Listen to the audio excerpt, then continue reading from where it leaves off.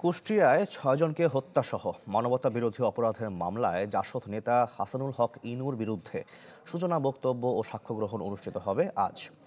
আন্তর্জাতিক অপরাধ ট্রাইব্যুনাল ২-এ সাক্ষ্য গ্রহণ হওয়ার কথা রয়েছে। জুলাই আগস্টের আন্দোলন দমনে কুষ্টিয়ার ৬ জনকে হত্যায় শেখ হাসিনার সঙ্গে ফোনালাপের মাধ্যমে কমান্ড রেসপন্সিবিলিটির অভিযোগ আনা হয়।